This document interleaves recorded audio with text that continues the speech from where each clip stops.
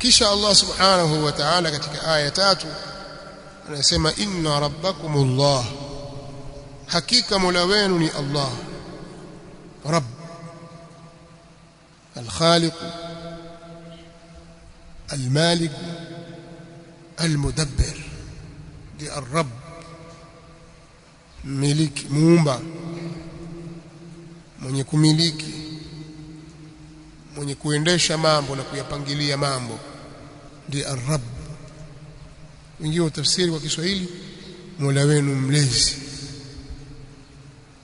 anaelea, anawalea nyinyi, anawalea viumbe wake kwa namna mbalimbali za ulezi.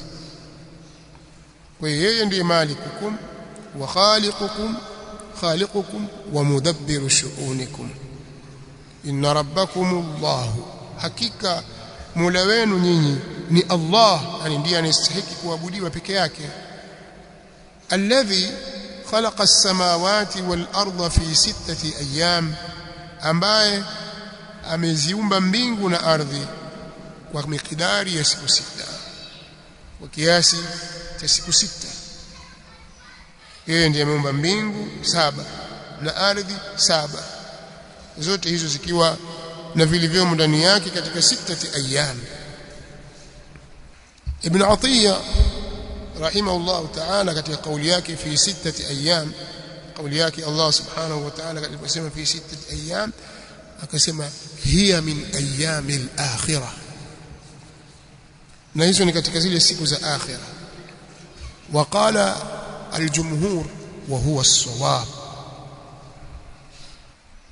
wengine wakasema bal min ayyamid dunya, akasema al-qadhi Abu Muhammad wa dhalika fi at-taqdir, ni katika hizi siku za dunia tu, sio siku za akhira, kwa sababu siku ya akhira wa inna yawman 'inda rabbika ka alf sanatin mimma tahuddun, hakika siku moja tu kwa Mola wako, siku moja huko akhira ni kama miaka 1000 katika ile mnayohesabu.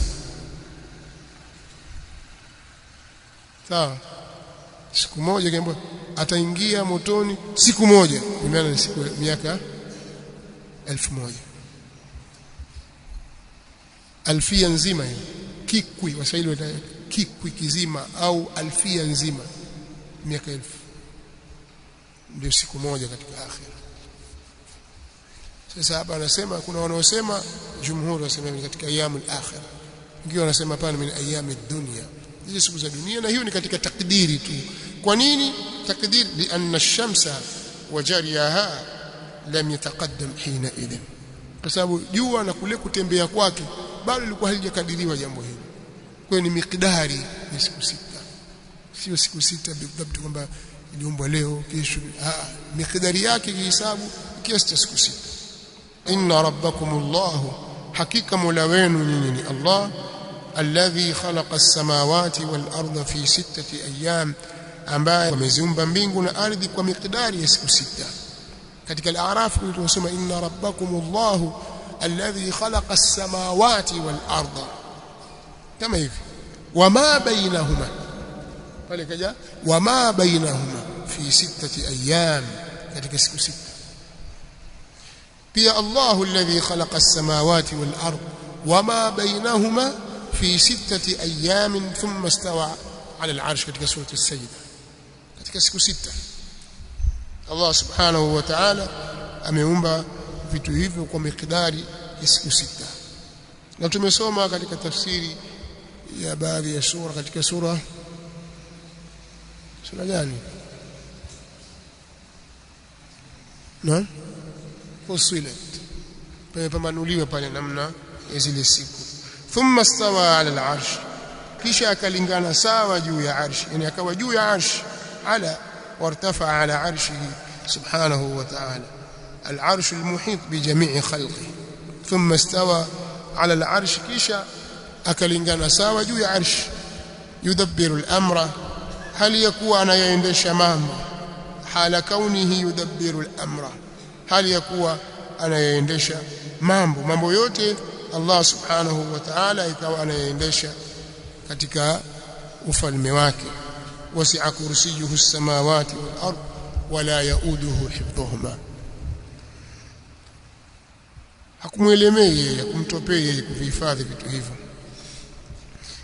Katika aya hii kama mnavyofahamu kuna maneno mengi sana yafaa kuletwa kwa munasaba wake, kwa Allah subhanahu wa ta'ala ameumba mbingu na ardhi na vilivyomo kati ya mbingu na ardhi kwa muda wa siku 6.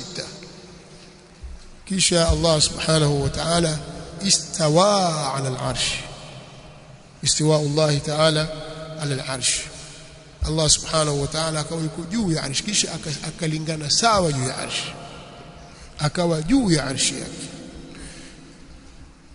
Hapa pana maneno mengi ya ulama wa ahli sunnah wal jamaa kwa sababu ya ukaidi mwingi wa ahlul bid'ah wal ahwa.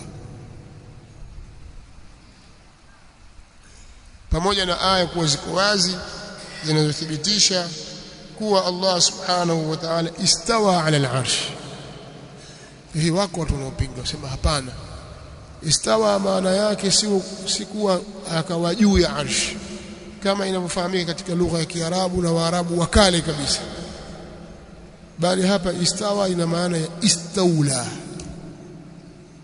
Wakatafsiri neno istawa kwa maana ambayo Waarabu hawakuwa wakifahamu. Yote ni kutaka kukimbia ile maana ambayo Waarabu ile, kwa sababu ile maana ambayo inafahamika katika lugha ya Kiarabu ambayo ndio maana iliyokusudiwa na Qur'ani, maana hiyo haihudumii madhehebu yao. Wao wana madhehebu na misimamo ambayo tayari wameipanga kwenye akili zao kwa misingi yao na taratibu zao. Sasa aya hii inakiuka hizo taratibu zao na ile itikadi yao walionayo. Kwa hiyo hakuna namna nyingine, ima wakubaliane na aya hii waivunje misingi walioijenga, au waitafutie namna waipindishe aya hii. Kwa hiyo ikafanyika kitu kinachoitwa tahrif, sio ta'wil, tahrif. Na hii ni ada ya watu waovu tangu enzi hizo za mitume waliotangulia. yuharifuna al-kalima amma mawadhihi wa nasu hadhan mimma dhukiru bih. Hii ilikuwa ni kawaida yao, ada yao Mayahudi na Manasara. Huwa wanayapotosha na kuyageuza yale maneno wakayatoa nje ya maana mwake ili yaendane na utashi wao. Sasa na hawa nao wakawa wamejiwekea utaratibu huo, kwa kila aya ambayo itakhalifiana na vile wao wanavyofikiri na kuamini, basi wataipa maana hata kama sio yake katika lugha ya Kiarabu ili iendane na utashi wao. Kwa hiyo wakasema kwamba Allah hayuko juu ya arshi wala hakukaa wala hakulingana sawa juu ya arshi. Hiyo istiwa sio maana yake, maana yake ni istawa. Lakini Waarabu tangu zamani, wanawazuoni wa lugha wakinukuu kutoka kwa Waarabu wenye kukubalika, wanasema hivi. Hapana, yuko Mkristo mmoja pia alisema istawa al-bishru ala al-iraq min ghairi sayfin wala damin mihraq. Bishri ameitawala Iraq pasi na upanga wala damu yenye kumwaga. Nani kasema maneno hayo? Wa idha stadalla yaqulu qala al-akhtal. Wanapotoa dalili, Ibn Taymiyyah anasema katika lamia yake, watu hawa huwa wanapotoa dalili basi wanasema amesema al-akhtal, al-akhtal an-nasrani, akhtal mkristo. Basi mmekosa maneno ya maana ya kusema, mnanukuu kutoka kwake mtu huyo, mnawacha aima wa lugha ya Kiarabu wote hao wanalizungumzia jambo hili, thumma stawa ala al-arsh. Kwa maana yake inafahamika katika lugha ya Kiarabu, na ndio maana al-Imam Malik rahimahullahu ta'ala alipoulizwa kuhusu ar-Rahman ala al-arsh istawa au thumma stawa ala al-arsh, akasema maneno mazuri kabisa ambayo ni hujja ad-damigha ala al-mu'attila wa ala al-mufawwidha. Ni hoja yenye kuangamiza, yenye kuzamisha hoja zote za wenye kupinga sifa, kuziatilisha, na wale wenye kufanya tafwidh, madhhabu ya ahli at-tajhil. Akasema al-istiwa'u ma'lum, katika riwaya imekuja al-istiwa'u ghairu majhulin. Istiwa inajulikana maana yake, rejea katika kamusi za lugha ya Kiarabu zinazonukuu Waarabu kina al-Asma'i wakina Khalil bin Ahmad al-Farahidi na waliokuwa kabla yao na waliokuja baada yao. Wanasema nini kuhusu neno istawa linapokuwa ni muadda bi'ala? Neno istawa linapokuwa limetaadishwa kwa harfu ala, maana yake ni nini? Waarabu al-aqhah madha yaqulun? Kuyasema al-istiwa'u ma'lumun, istiwa maana yake inajulikana. Kwa hatusemi Allahu a'lamu bi muradi ma'lum al-ma'na, maana yake inajulikana na maana yake ni ala wartafa. Katika maana yake ni ala wartafa, ndio maana ya istawa katika lugha ya Kiarabu. Wal kayfu majhul, katika riwaya nyingine wal kayfu ghairu ma'qulin. Kaif ile namna sasa yukoje juu ya arshi, hili jambo lifahamike, kwa sababu hakutueleza Allah subhanahu wa ta'ala kaifa huwa, yukoje yeye, ili tuweze kujua sifa zake zikoje. Hakueleza subhanahu, na hilo liko nje ya uwezo wa mwanadamu, lakini maana ya maneno yanajulikana. Al-istiwa'u ma'lum wal kayfu majhul au wal kayfu ghairu ma'qul. Wal imanu bihi wajib, na kuamini neno hilo ni maana istiwa ni wajib, kwamba ar-Rahman ala arshi istawa thumma istawa ala al-arsh, ni wajibu kuamini hivyo. Wasuala anhu bid'ah, na kuulizia jambo hilo ni bid'ah. Kaanza kuuliza kaif, na kaif ni bid'ah, si mwenendo mzuri wala si alama nzuri. Kwa hiyo ayati zilizokuja kuthibitisha uluullah kwanza, ambayo ni sifa ya dhati ya Allah subhanahu wa ta'ala, ni nyingi, hazina kifano. Kisha ayati zinazothibitisha istiwa'ullahi ala al-arsh, ambayo ni sifatun fi'liyya. Sifatun fi'liyya ni sifa ya kitendo cha Allah subhanahu wa ta'ala, zimekuja kwa lafdhi kama hili au inayofanana na hili takriban aya 7. Lakini ayati zinazoonyesha ya suudu al-ashya ila Allah tabaraka wa ta'ala, kwamba kuna vitu vinapanda kwenda kwake, ni nyingi. Kadhalika nuzulul ashya minhu, vitu vinavyoshuka kutoka kwake, na bila shaka vinavyoshuka kutoka juu kuja chini, au kushuka maana yake ni kutoka juu kuja chini. Sasa kiambo hivi vinashuka kutoka kwa Allah. Qur'ani hii imeshuka kutoka kwa Allah, imeshuka kutoka kwa Allah. Kwa Allah yuko juu, bado hujajua Allah subhanahu wa ta'ala yuko wapi.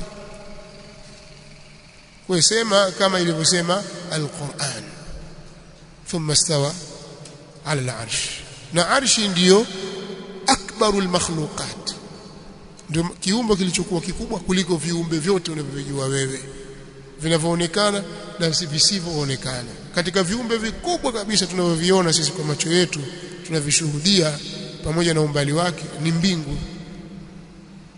Mbingu, lau wanadamu wasingeona lile jengo lilioko juu, wakaambiwa tu kuna kiumbe huko juu kimetanda pambizo zote, hakina nguzo, kama vile sakafu lakini hakuna nguzo, watu pingine wangi haiwezekani, itakuwaje bwana, itakuwaje, mbona isingeanguka bwana?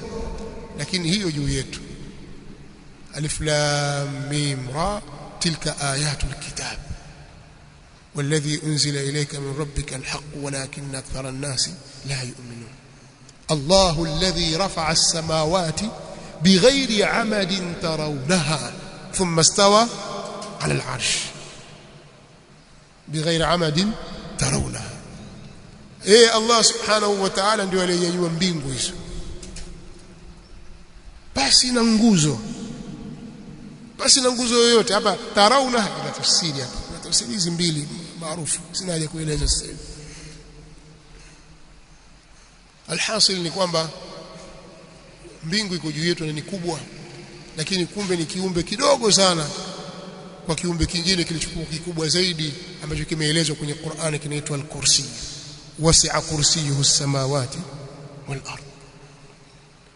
Kumbe mbingu tunazoziona kwa kursi si kitu. Sawa? Na hiyo kursi ambayo sisi hatujaiona imeelezwa ndani ya Qur'ani, ambayo ni kubwa kuliko mbingu na ardhi. Baadhi ya athari zimekuja kuonyesha ya kwamba lau mbingu saba na ardhi zake saba zikitupwa katika hiyo al-kursi ni kama bangili iliyotupwa jangwani, nafasi yake. Sasa hiyo kursi pamoja na ukubwa wake ni ndogo kwenye arshi. Arshi ni kubwa zaidi. Mbingu na ardhi na kursi na kila kitu vikiwekwa katika arshi ar-Rahman si kitu chochote. Na hiyo ndio a'la al-makhluqat, ndio kiumbe kilichokuwa juu zaidi kuliko yote, ndio saqfu al-janna, ndio dari ya pepo. Dari pepo ziko chini, dari yake ni arsh ar-Rahman. Na wako viumbe Allah amewaweka maalum wa kuibeba hiyo arsh, na kazi yao wanamsabihi Allah subhanahu wa ta'ala, wayastaghfiruna lilladhina amanu rabbana wasi'ta kulla shay'in rahmatan wa ilma faghfir lilladhina tabu ila al-ayat. Lakini kuna viumbe wanaibeba hiyo arsh ambao ni wanne, lakini siku ya kiyama wayahmilu arsha rabbika fawqahum yawma idhin thamania, watakuja malaika wanane. Sasa baada ya arsh ar-Rahman, baada ya arsh ar-Rahman huko Allah yuko juu ya arsh.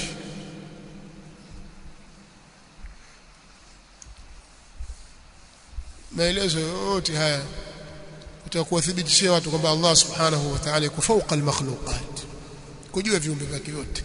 Na ndio maana wamekata baadhi ya wanawazuoni wa Kiislamu kauli, si masala ya maskhara.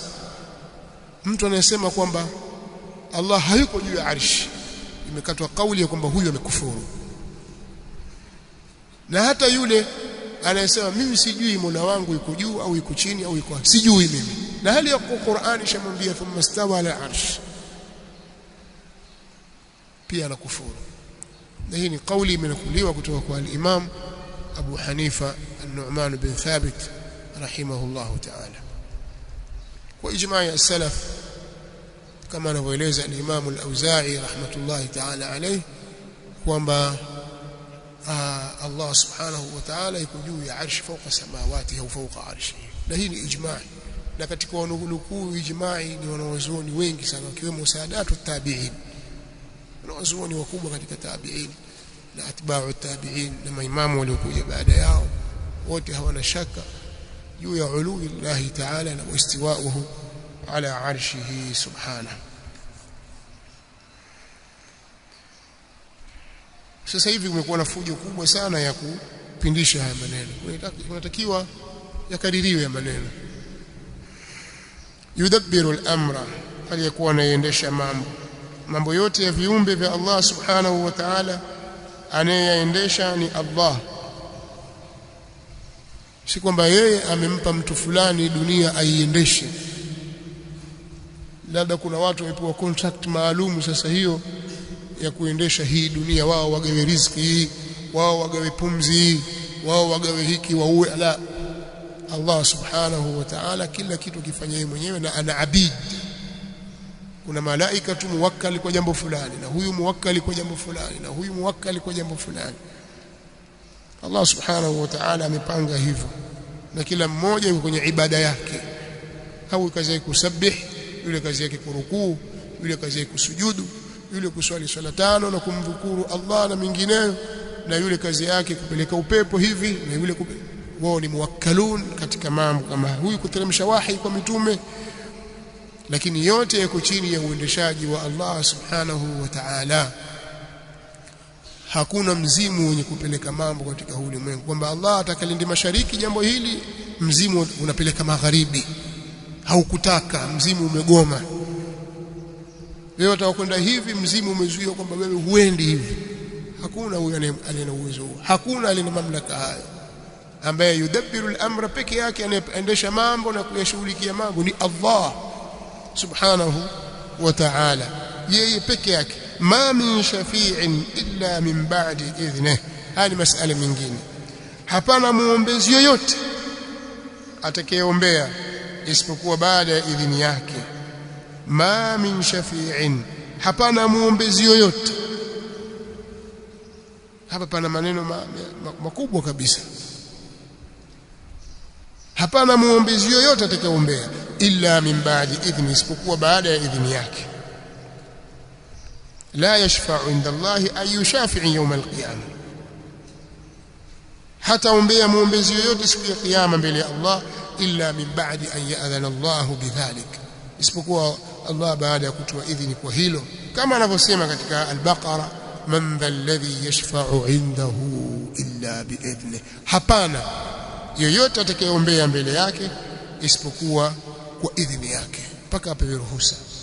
Wa kam min malakin fis samawati la tughni shafa'atuhum shay'a illa min ba'di an ya'dhana Allahu liman yasha'u wa yarda. Ni malaika wangapi walioko mbinguni hautanufaisha uombezi wao kwa jambo lolote isipokuwa baada ya idhini ya Allah subhanahu wa ta'ala, kumruhusu na kumpa idhini anayemtaka na akamridhia anayemtaka, katika suratu an-Najm. Kwa hiyo wewe usije ukadai tu kwamba mimi bwana najua kwamba Mungu yupo, yeye ndiye aliyeumba, yeye ndiye anayeruzuku, ndiye anayegawa kila kitu, lakini hawa sisi tuwaomba tu watuombee mbele ya Allah. Wajua hawa wana vyeo, kwa hiyo watuombee mbele za Allah. Sisi hatuwaabudu kwa sababu tunajua kwamba wao hawajaumba. Hata washirikina wakale walikuwa wanaamini hivyo. Hawaamini, si kwamba walipokuwa wakimwabudu Lat waona kwamba Lat ndio kawaumba wao, hawaamini hivyo, au kwamba Lat ndiye anayewapa riziki wao, sio hivyo, au Almanat ndiye anayeleta mvua. Wao wanawazingatia kwamba hawa kwa kuwa ni asili yao walikuwa ni watu wema, hawa sisi tuwaomba hawa watuombee mbele za Allah subhanahu wa ta'ala. Sasa hakuna yoyote anayeombea mbele za Allah ile kwa idhini yake Allah. Wewe muombee huyu na wewe muombee huyu, lakini baada ya idhini yake na kuridhia Allah subhanahu wa ta'ala.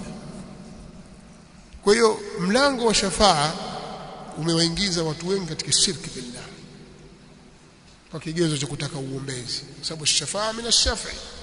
Ash-shafi Kiswahili itashufaa, namba za shufa moja wakaiongezea ya pili ni shufa. Kwa hiyo Allah ni mmoja tu muombe, sasa wewe weka wa pili pale katikati, wamfanya mtu wa kukuombea wewe. Lakini iko shafaa yenye kukubaliwa Kiislamu kwa taratibu zake. Aya hizi ma min shafi'in illa min ba'di idhni ni katika aya zinazokataza ash-shafaa isiyokubalika, lakini zinazothibitisha shafaa inayokubalika kisheria. Kwa hiyo lazima ujue shafaa ipi yakubalika na ipi haikubaliki, kwamba hawa watu wema watuombee. Hawa ni utaratibu umewekwa katika sheria kwamba wewe watakiwa watu wema wakuombee riziki, wakuombee watoto, wakuombee kadha. Utaratibu umewekwa. Je, kuna masharti gani? Yani wewe na rafiki yako tajiri ana uwezo, wajua ukimpigia simu moja atakusaidia. Una shida yako, bwana nisaidie kitu fulani, atakupa. Sawa? Kwa huyu hapa mwambie bwana nisaidie kitu fulani. Kiakili inaingia akilini ile au liingia akilini? Inaingia akilini kwa sababu yuko hapa hai hadhiri mbele yako, ghairu ghaib. Lakini mathalan yuko mbali na wewe, alafu wewe ukanyanyua mikono, wewe rafiki yangu naomba unisaidie shilingi 1,000,000. Wewe uko hapa, yeye yuko masafa hayo ambayo wewe hawezi kukusikia. Ni katika wasaili zinazokubalika. kweli yule ni tajiri na ni rafiki yako na ana uwezo na matumaini kukusaidia pia yapo, lakini hapo unapozungumza maneno haya hayuko, wala wewe huitakidi kwamba yeye aumba, kwamba yeye ndiye anayemiliki dunia na ardhi. Wewe unaona rafiki tu, lakini umenyanyua mikono katika jofu al-layl, waomba ya sadiqi, ya zamili, ya akhi, naomba unisaidie, mimi nina shida, mimi nina hiki, mimi nina kile. Mnanielewa ninachozungumza? Yafaa? Jawabu ni kwamba hii ni ashirku billah. Hapo umemshirikisha Allah subhanahu wa ta'ala. Mnanielewa lakini ninachokisema? Kwa hivyo hivyo kuomba watu walio mbali wasiokusikia na kuwaomba wafu ni mimbabi aula. Kuwaomba wafu ni mimbabi aula, na wala Allah subhanahu wa ta'ala hakufanya kuwa huo ndio utaratibu wa maombi.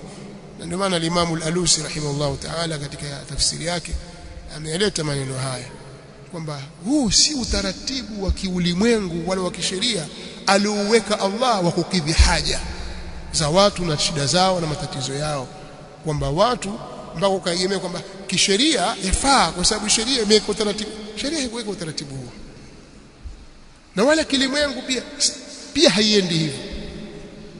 Na ndio maana watu wa mifano, baada ya kufariki Mtume sallallahu alaihi wasallam, kuna mizozo mbalimbali ilitokea, na Mtume sallallahu alaihi wasallam yuko hapo, kazikwa hapo.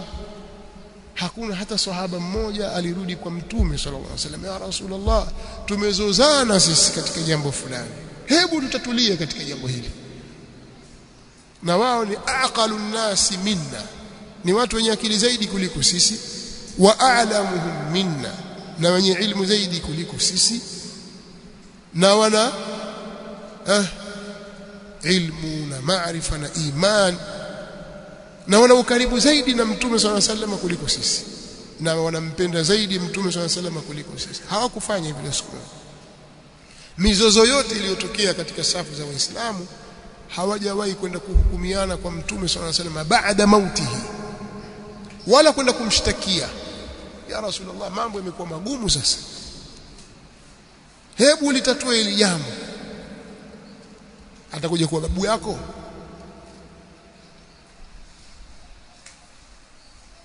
Kwamba sisi tumekuja, matatizo yameongezeka. Si watu wanafanya hivyo? Ukimwambia sisi hatujasema aumba, aumbi yeye. Sisi tuomba tujue. Hawa watu wakali roho zao zinazunguka humu, zina mawasiliano. Alafu kwa hiyo mlango wa shafaa umewaingiza watu wengi katika shirki billah, ukienda kutambika kwenye mizimu. Ma min shafi'in illa min ba'di idhni, hapana muombezi yoyote atakayeombea isipokuwa baada ya idhini yake Allah subhanahu wa ta'ala. Kwa shafaa ahlus sunnah wal jamaa wanaithibitisha shafaa siku ya kiyama. Shafaa iko siku ya kiyama.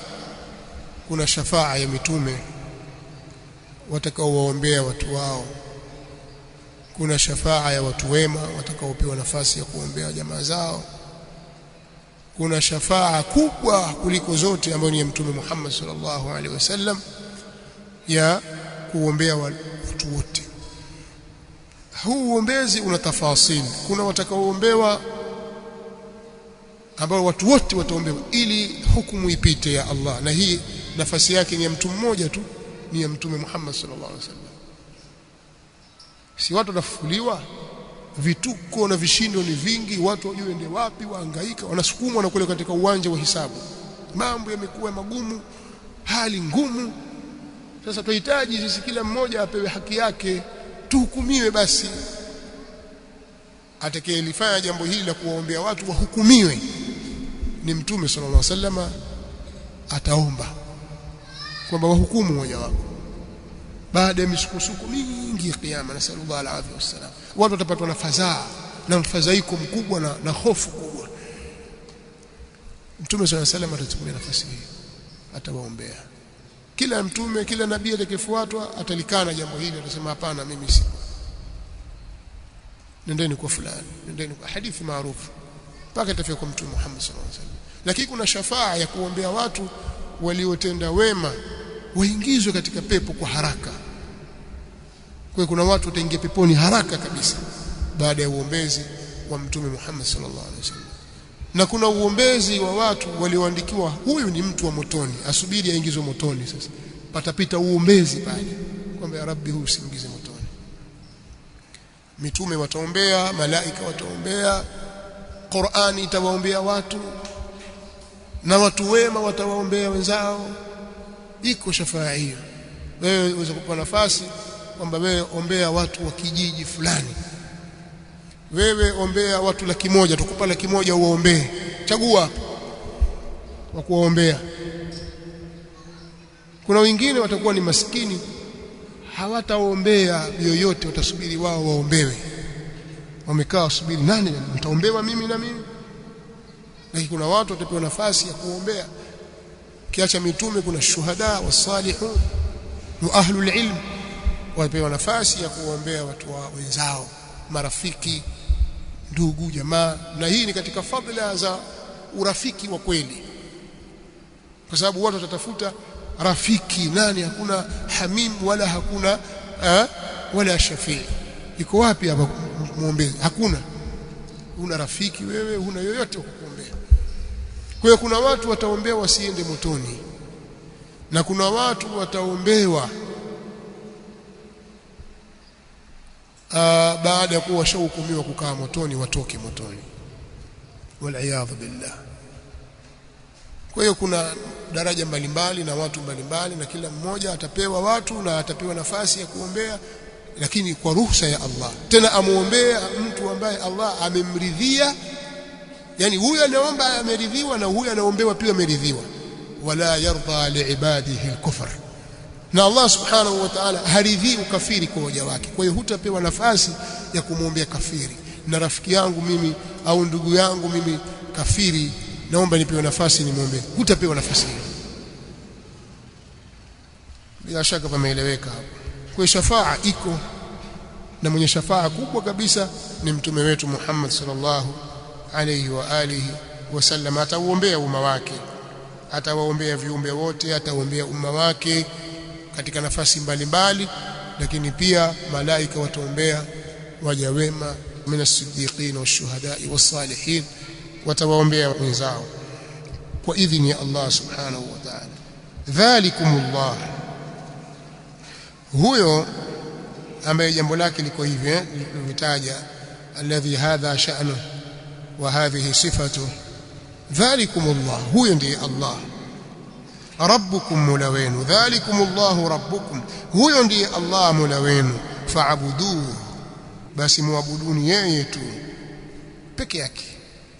Huyo aliyetajwa hapa na sifa zake hizo, amefanya hivi amefanya vile, huyu ndiye mola wenu anastahili kuabudiwa, muabuduni yeye. Wala ta'budu ghaira. Afala tadhakkarun, mbona hamuwaidhiki, mbona hamuonyeki? Afala tatta'idhun ayuha an-nas bitilka al-ayati wal-barahin, basi kwa nini hamuonyeki? Watatadhakkaruna anna Allah huwa al-mutafarrid bil khalqi fata'budunahu wahdahu, hamuonyeki na hayo?